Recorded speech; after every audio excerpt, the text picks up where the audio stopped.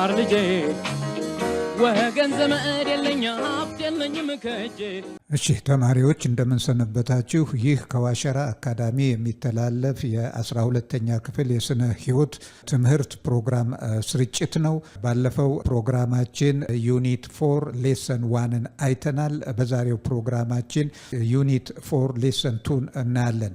እንግዲህ በሌሰን 1 ላይ ለማየት የሞከርነው ወይንም ያየነው ኢቮሉሽን ምን እንደሆነ፣ ስለ ኢቮሉሽን የተሰጡ የተለያዩ ትንታኔዎች እንዳሉ፣ እነኚህ ትንታኔዎች ደግሞ በዋነኛነት በሁለት እንደሚከፈሉ፣ እነኚህ ክሪኤሽኒስት ቲዮሪ እና ይሄ ሳይንቲፊክ ቲዮሪው በሁለት ተገዳዳሪ የሆኑ ቲዮሪዎች እንደሆኑ፣ ስለ ቁስ አካል መፈጠር እና አፈጣጠር እና ይዘት ወይም ሂደት የሚገልጹ ተገዳዳሪ የሆኑ ቲዮሪዎች ሁለቱ እንደሆኑ አይተን የመጀመሪያውን ቲዮሪ ኦፍ ስፔሻል ክሪኤሽን ምን እንደሆነ፣ እንደገና ይሄ ቲዮሪ ማንኛውም ህይወት ያለው ነገር በመለኮታዊ ኃይል የተፈጠረ እንደሆነና ከዛም በተጨማሪ ምንም አይነት በህያዋን መካከል የእርስ በርስ ግንኙነት እንደሌለ፣ ሁሉም ራሱን ችሎ እንደተፈጠረ፣ ከዛም በተጨማሪ ፍጡራን ደግሞ እንዳሉ እንደነበሩ ያሉ መሆናቸውን አይተናል። እንግዲህ በዛሬው ሁለተኛውን ቲዮሪ ነው የምናየው። ሁለተኛው ቲዮሪ about the evolution የተቀመጠው the theory of spontaneous generation ነው። እንግዲህ the theory of spontaneous generation የራሱ የሆነ ቲዮሪ ነው። ይሄ ስለ ህያዋን አፈጣጠር የሚገልጽ ቲዮሪ ነው። ያው ስፔሻል ክሪኤሽኒስትም ቲዮሪው ያንን ስለ ቁስ አካል እንደገና ስለ ህያዋን አፈጣጠር የሚገልጽ ነው። እንግዲህ ስለ ቲዮሪ ኦፍ ስፖንታኒየስ ጄኔሬሽን ስለ ህይወት አመጣጥ እና ሁኔታ የሚገልጸው በሚከተለው መልኩ ነው። አኮርዲንግ ቱ ዚ አባዮጀነሲስ ቲዮሪ ኦፍ ስፖንታኒየስ ጄኔሬሽን አባዮጀነሲስ ቲዮሪ ተብሎ ይጠራል እና አኮርዲንግ ቱ አባዮጀነሲስ ቲዮሪ አንደር ፌቨራብል ኮንዲሽን ነን ሊቪንግ ማተር ሜይ ቢካም አላይቭ። እንግዲህ በዚህ ቲዮሪ ትንታኔ መሰረት ሁኔታዎች ምቹ እስከሆነ ድረስ ህይወት የሌለው ነገር ወደ ህያውነት መፈጠር ይችላል ይላል መጀመሪያ። ሁለተኛ ፕሬዘንት ዴይ ኦርጋኒዝምስ ኦሪጂኔት ፍሮም ነን ሊቪንግ ማተር። በአሁኑ ጊዜ ያሉ ህያዋን በሙሉ የመጡት ከነን ሊቪንግ ማተር ነው ኢቮልቭ እያደረጉ የመጡት ወይንም የተፈጠሩት ከነን ዴቨሎፕ ያደረጉት ህይወት ከሌለው ማተር ነው የሚለው። በሶስተኛ ደረጃ ያስቀመጠው ላይፍ ካን ኢቮልቭ ስፖንታኒየስሊ ፍሮም ነን ሊቪንግ ኦብጀክት። ምንድን ነው የሚለው? ህይወት ከሌለው ነገር ስፖንታኒየስሊ ዴቨሎፕ ማድረግ ይችላል ኢቭን ናው ኤዴይስ ነው የሚለው። ሁኔታዎች ምቹ እስከሆኑ ድረስ ህይወት ያለው ነገር ህይወት ከሌለው ነገር ሊፈጠር ይችላል ነው። እነኚህን እንደ ዋና መሰረታዊ ምክንያት ነው የሚያስቀምጡት ማለት ነው። እንግዲህ ይሄ ቲዮሪ እንግዲህ ፎርሙሌት ያደረጉት እነማን እንደሆኑ፣ ይህንን ቲዮሪ ደግሞ እያንዳንዱ ቲዮሪ በሚቀመጥበት ጊዜ ለቲዮሪው ድጋፍ የሚሆኑ ምክንያቶች ይሰጣሉ። እያንዳንዱ ነገር የራሱ የሆነ አጥጋቢም ይሁን አይሁን ምክንያት ይሰጠዋል። እንግዲህ በቲዮሪ ኦፍ ስፖንታኒየስ ጄኔሬሽን የሚያምኑ እና ይከተሉ የነበሩ ሰዎች ወይንም ያንን ትንታኔ ያስቀመጡ ሰዎች ላስቀመጡት ትንታኔ እንደ ማስረጃ የሚያስቀምጧቸው ነገሮች አሉ። እንዲህ እነኚህንም እናያለን። መጀመሪያ አርስቶትል እንግዲህ ከክርስቶስ ልደት በፊት ከ334 እስከ 322 የኖረ ነው። የግሪክ ፊሎሶፈር ነው። አርስቶትል ግሪክ ፊሎሶፈር was one of the earliest scholar to articulate this theory። ይሄንን እንግዲህ the ኦፍ ስፖንታኒየስ ጄኔሬሽን መጀመሪያ አርቲኩሌት ያደረገው አርስቶትል ነው። አርስቶትል ደግሞ ይሄንን አርቲኩሌት ያደርግ የኖረው ልብ አድርጉ ከ334 እስከ 322 ከክርስቶስ ልደት በፊት ነው። ያኔ ቲዮሪውን አርቲኩሌት ማለት ጀመረ ማለት ነው። በዚህ ቲዮሪ መሰረት it was once believed እንግዲህ ቀደም ባሉት ዓመታት ሳይንሱ እንዳሁኑ ባልበለጸገበት ጊዜ it was once believed that life could come from non-living things such as እንግዲህ ህይወት ያለው ነገር ህይወት ከሌለው ነገር ይመጣል ተብሎ በሚታመንበት ጊዜ ለዛ ደግሞ ከምንድነው ህይወት ያለው ነገር የሚገኘው የሚለውን እንደ ማስረጃ ያስቀመጡት አርስቶትል የሚያስቀምጠው አለ፣ ሌሎች የሚያስቀምጡት አለ። ያንን እናያለን። የሚቀጥለው እንግዲህ በቲዮሪ ኦፍ ስፖንታኒየስ ጄኔሬሽን የሚያምኑና ቲዮሪ ኦፍ ስፖንታኒየስ ጄኔሬሽን አርቲኩሌት ያደረጉ ስኮላሮች የሚከተሉትን ማስረጃዎች ምክንያቶች ነው እንደ ማስረጃ የሚያስቀምጡት። የመጀመሪያው ማይስ ፎርም ፍሮም ኮርን እንግዲህ በቆሎ እህል ጥራጥሬ ያለበት አካባቢ ላይ አይጥና አይጠመጎጦች በብዛት ይታያሉ።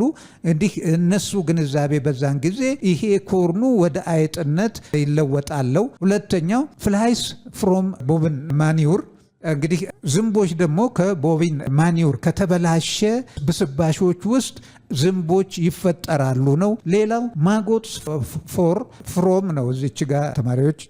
ሌላው ደግሞ ማጎትስ ፍሮም ሮቲንግ ሚት ኤንድ ፊሽ ፍሮም ዚ መድ ኦፍ ፕሪቪየስሊ ድራይ ሌክስ። እንግዲህ እዚህ ጋር እንደምታዩት ስፖንታኒየስ ቲዮሪ ኦፍ ስፖንታኒየስ ጄኔሬሽንን ፎርሙሌት ያደረጉት ሰዎችና እንደዚሁም በዛ የሚያምኑ ሰዎች እንደ ምክንያትነት የሚወስዱት ኮርን ውስጥ የሚፈጠሩ ወይም የሚታዩትን አይጥና አይጠመጎጥ የመሳሰሉ ነገሮችን ነው። ሁለተኛ ዝንቦች ቆሻሻ በስባሾች ውስጥ ኦርጋኒክ በስባሽ ውስጥ ሲርመሰመሱ ይታያል። እነሱን ከዛ እንደተፈጠሩ አድርገው ነው የሚወስዱት። ሶስተኛው የስጋ ትል ታውቃላችሁ። ስጋ 2-3 ቀን ሲቆይ ትል ይፈጥራል። ይሄ ትል ስጋው ወደ ትልነት እንደተፈጠረ እንደ ማስረጃ አድርገው ነው የሚወስዱት። በሶስተኛ ደረጃ ደግሞ የወሰዱት ይሄ እንዲያውም እንደ ማስረጃ አርስቶትል ያስቀመጠው ነው። አንድ ደረቅ የነበረ ሌክ ወይንም ኩሬ ዝናብ በሚዘንብበት ጊዜና በውሃ በሚሞላበት ጊዜ ያ ውሃ ጭቃው ወደ አሳ እንቁራሪትና የመሳሰሉት ይፈጠራል የሚል የድጋፍ ምክንያት የቲዮሪያቸው ምክንያት አድርገው ነበር የሚወስዱት ማለት ነው። እንግዲህ this theory is now discarded completely። ይሄ ቲዮሪ በአሁኑ ጊዜ ኮምፕሊትሊ ዲስካርድድ የሆነ ዲስፕሩቭድ የሆነ ቲዮሪ ነው ከላይ የተቀመጡት። እንግዲህ እንዴት ነው ዲስካርድድ የሆነው የሚለውን እናያለን። 1660 Francisco Redi, an Italian scientist, demonstrated that the maggot came from the fly eggs and thereby helped to disprove the spontaneous generation። ይሄንን በማድረግ እንግዲህ ይሄንን ቲዮሪ ኦፍ ስፖንታኒየስ ጄኔሬሽንን በ1666 ፍራንሲስኮ ሬዲ ኤክስፐሪመንት በማካሄድ የስጋው ትል ከዝንቦች የተፈጠረ እንጂ ስጋው ራሱ ወደ ትል የተፈጠረ እንዳልሆነ ነው ያሳየው። እንግዲህ ፍራንሲስኮ ሬዲ ይሄንን በሚያከናውንበት ጊዜ ይሄንን ዲስፕሩቭ በሚያደርግበት ጊዜ ኤክስፐሪመንት ነው ያካሄደው። እንግዲህ ሳይንስ ምንለው ልብ አድርጉ፣ anything which is confirmed with the aid of experiment, practically supported with practical activity and with the experimental result supported መሆን አለበት ማለት ነው። እንግዲህ ፍራንሲስኮ ሬዲ conducted a scientific experiment to test spontaneous creation of maggot by placing flesh meat in jar። እንግዲህ ምንድነው ያደረገው ፍራንሲስኮ ሬዲ? ይሄንን እውነት ማጎጥ የስጋ ትል ከስጋ ነው የሚፈጠረው ወይስ ሌላ መንገድ አለ ትሉ የሚፈጠርበት የሚለውን ለማረጋገጥ ኤክስፐሪመንት ነው የሰራው።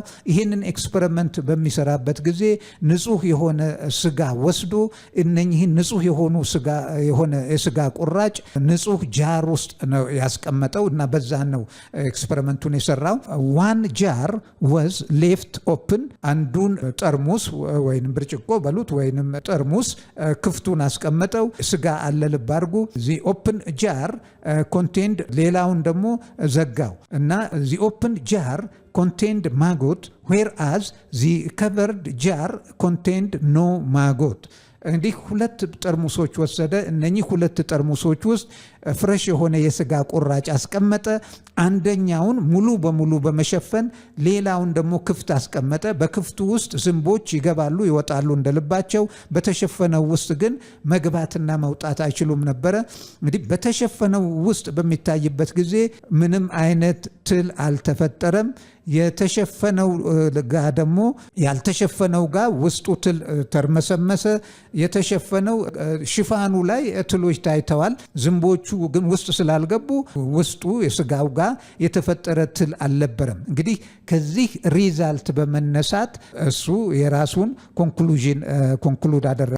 እሺ ተማሪዎች እንግዲህ ፍራንሲስኮ ሬዲ ይሄንን ኤክስፐሪመንት ሲያካሂድ ቤዝድ ኦን ሂስ ኤክስፐሪመንታል ሪዛልት ሬዲ ሰክሰስፉሊ ዴሞንስትሬትድ ዛት ዚ ማጎት ካም ፍሮም fly egg and thereby helped to disprove spontaneous generation። እንግዲህ ይሄ ፍራንሲስኮ ሬዲ በዚህ ኤክስፐሪመንቱ ላይ ተንተርሶ ነው በኤክስፐሪመንቱ ውጤት ላይ ተንተርሶ ነው ይሄንን ስፖንታኒየስ ጀነሬሽን ዲስፕሩቭ ማድረግ የቻለው። እዚህ ጋር እንደምታዩ እዚህ ጋር ሁለት ጠርሙሶች አሉ፣ ፍላስኮች። ይሄ ፍላስክ 1 ፍላስክ 2 ይሄ ክፍቱን የተቀመጠ ነው። ይሄኛው ፍላስክ ግን የተሸፈነ ነው። በተሸፈነው ውስጥ ዝንቦች መግባት መውጣት አይችሉም። ክፍቱ ውስጥ ግን መግባት መውጣት ይችላሉ። ሁለቱንም ለቀናት እንዲቀመጡ ተደረገ። ከቀናት በኋላ በሚታይበት ጊዜ ክፍቱን በተቀመጠው ፍላስክ ውስጥ ስጋው ውስጥ ትሎች ሲርመሰመሱ ነው ያገኘው። በዛኛው ውስጥ ግን ሽፋኑ ውስጥ ስጋው ላይ ምንም አልተፈጠረም። ሽፋኑ ላይ ግን ትሎች ተፈጠሩ፣ ዝንቦች የሚያርፉበት። እንግዲህ ከዚህ ተነስቶ ፍራንሲስኮ ሬዲ ለትሎቹ መፈጠር የዝንቦቹ እንቁላል መጣል እንጂ የስጋው ወደ ትልነት መለወጥ አይደለም የሚለውን ማረጋገጫ በመስጠት የመጀመሪያውን የስፖንታኒየስ ቲዮሪ ዲስፕሩቭ ያደረገ ሰው ነው ማለት ነው ፍራንሲስኮ ሬዲ። እንግዲህ ያንን በማድረግ የራሱን አስተዋጽኦ አድርጓል። እንግዲህ ይህንን ስፖንታኒየስ ጄኔሬሽንን በተመለከተ ልብ አድርጉ፣ ብዙ ተገዳዳሪ የሆኑ ሀሳቦች ይሰጡ ነበረ። አሁን ፍራንሲስኮ ሬዲ ያንን ማስተባበያ ለዛ ማረጋገጫ በሚያገኝበት ጊዜ ስጋው ሸቷል፣ ማይክሮ ኦርጋኒዝሞች ተፈጥረዋል። አዎ እንደዚህ ትልቅ ነገሮች ላይፈጠሩ ይችላሉ፣ ግን ማይክሮ ኦርጋኒዝሞች ይፈጠራሉ የሚልም ክርክር ገጥሞት ነበረ። ይሄንንም እንግዲህ በተመለከተ እንግዲህ ሳይንስ ሂደታዊ ግኝት ነው፣ ልብ አድርጉ። ሌሎች ሰዎች ደግሞ የራሳቸውን ኤክስፐሪመንት ሰሩ። እንግዲህ ቀጣዩ in 1748 English priest ጆን ኒንድሃም ቦይልድ ሙትን ብሮዝ። እንግዲህ ጆን ኒንድሃም ደግሞ ምንድን ነው ያደረገው? የበግ ስጋ ሾርባ በመቀቀል ቦይልድ ሙትን ብሮዝ ኤንድ ዜን ታይትሊ ስቶፐርድ ዚ ፍላስክ። ይህንን የበግ ስጋ ሾርባ ከቀቀለ በኋላ በደንብ አድርጎ በግጣም ዘጋው። and eventually many of the flasks became cloudy and contained a microorganism። ምንድነው የሆነው? ቀቀለ፣ ስጋውን አስቀመጠ፣ እየከደነ አስቀመጠ። ግን ከተወሰኑ ቀናት በኋላ በሚታይበት ጊዜ በፍላስኮቹ ውስጥ የተሸፈኑት እንትኖች የመለወጥና ክላውድ የሆነ ነገር ፎርም ማድረግ እንግዲህ እንደ ማሻገት እና ማይክሮ ኦርጋኒዝሞች የመፈጠር ነገር እንትን አለ። ከዛ he thought organic matter contained vital force that could confer the property of life on non-living matter። ምን የሚል ግንዛቤ ነው ወይንም ትምህርት ነው እሱ ማስተላለፍ የፈለገው? ከዛ በኋላ አው ኦርጋኒክ ማተር ምንም ይሁን ምን ህይወት ያለው ነገር እንዲፈጠር የማስቻል ሂደት ወይንም አቅም አለው የሚል እንግዲህ ማይክሮ ኦርጋኒዝሞቹ ሊፈጠሩ የቻሉት ይሄ እንትኑ ኦርጋኒክ ነገሩ ወደ ማይክሮ ኦርጋኒዝሞች ለመፈጠር አስፈላጊ የሆነ ነገር በመሆኑ ነው። ማይክሮ ኦርጋኒዝሞች ወይንም ህይወት ያላቸው ነገሮች ለመፈጠር ኦርጋኒክ ሰብስታንስ የራሱ አስተዋጽኦ አለው የሚል ግንዛቤ ነው የሰጠው። ከዛም በተጨማሪ እንግዲህ እሱ ይሄንን ካለ በኋላ ማን መጣ? አን ኢታሊያን ፕሪስት ናቹራሊስት። እንግዲህ አንድ ነገር ልብ አድርጎ ይሄኛው የእንግሊዝ ፕሪስት ነው ይሄንን እንትን ያለው። እዚህ ጋር ደግሞ የጣሊያን ፕሪስት። እንግዲህ እነኚህ ፕሪስቶችም በትምህርቱ ዘርፍ ይገዳደሩ ነበረ ከአገር ወደ አገር እና የእንግሊዙ እንትን ምንድን ነው ያለው? ማንኛውም ኦርጋኒክ ሰብስታንስ ማይክሮ ኦርጋኒዝሞች እንዲፈጠሩ ቫይታል ሮል አለው የሚል ነገር ነው የሰጠው። ከዛ ኢታሊያን ፕሪስት ናቹራሊስት ላዛሮ 1729 up to 1799 የኖረ ነው። improved on Needham's experimental design by first sealing glass flasks that contain water and seeds. If the sealed flasks were placed in boiling water for 3/4 of an hour, no growth takes place as long as the flask remains sealed. እንግዲህ ይሄ ደግሞ ምንድነው እንትን ያለው ሲዶች ያስቀመጠ ሲዱን ፍላስኩን ቦይል አደረገና ይሄ ቦይል ከሆነ በኋላ እንዲቀዘቅ ለ3/4 ለ45 ደቂቃ እንዲፈላ ካደረገ በኋላ ያትን እንዲቀመጥ አደረገ። ሲዱ ቦይልድ የሆነው ሲድ ግን ፍላስኩ ውስጥ ሲልድ የሆነው ፍላስክ ውስጥ ምንም አይነት ሊቪንግ ኦርጋኒዝሞች ዴቨሎፕ አድርገው አልታዩም። Needham proposed that air carried germs to the culture medium, but also commented that the external air might be required for growth of animals already in the medium. Spontaneous generation supporters maintained that heating the air in the sealed flask destroyed its ability to support life. እንግዲህ እዚህ ጋር እንደምታዩት ምንድነው ኒንድሃም ምንድነው ያስቀመጠው በፍላስኩ እንዲቀቀል በሚደረግበት ጊዜና ያ ካልቸር እዛ ውስጥ ያለው ኤክስተርናል ጀርሞች ካልገቡ በስተቀር ምንም አይነት ህይወት ያለው ነገር እዛ ውስጥ ዴቨሎፕ ማድረግ አይችልም ነው። ይሄ ህይወት ያለው ነገር ዴቨሎፕ የሚያደርገው ከውጪ ነው፣ አየር ነው። አየሩን ደግሞ ከለከል ነው ህይወት ያለው ነገር ሊፈጠር አይችልም ነው። ኒንድሃም አንድ ጥሩ ነገር እዚህ ጋር ያስገኘው አየር ላይ በአየር አማካኝነት ተሸካሚነት የሚገቡ ማይክሮ ኦርጋኒዝሞች እዛ ውስጥ ዴቨሎፕ እንደሚያደርጉ ነው የገለጸው። እና spontaneous generation supporters maintained that heating the air in the sealed flask destroyed its ability to support life. እንግዲህ እንደ መከራከሪያ ምን አመጡ? አሁን ደግሞ ከዚህ ተነስተው እንትኑ በሚሞቅበት ጊዜ እንዲሞቅና እንዲቃጠል በሚደረግበት ጊዜ አየሩ ለህይወት ተስማሚ ሊሆን ስለማይችል ህይወት እንዳይፈጠር ያደረገው የአየሩ መቃጠል እንጂ ህይወት የሌለው ነገር ወደ ህይወትነት መለወጥ ስለማይችል አይደለም የሚል ክርክር ተነሳ።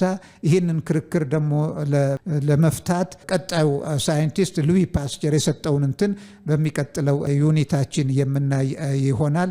እንግዲህ የዛሬውን ትምህርት ተማሪዎች በዚህ እናጠቃልላለን። በሚቀጥለው እስከምንገናኝ ይሄንን ትምህርት ሰብስክራይብ፣ ሼር እና ላይክ ማድረግ አትርሱ።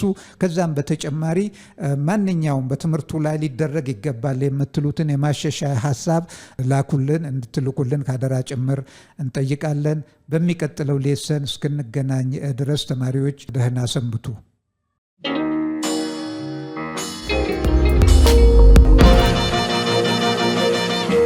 ፀሐይ ነው ላልተማረ ሰው ግን ቀኑ ጨለማ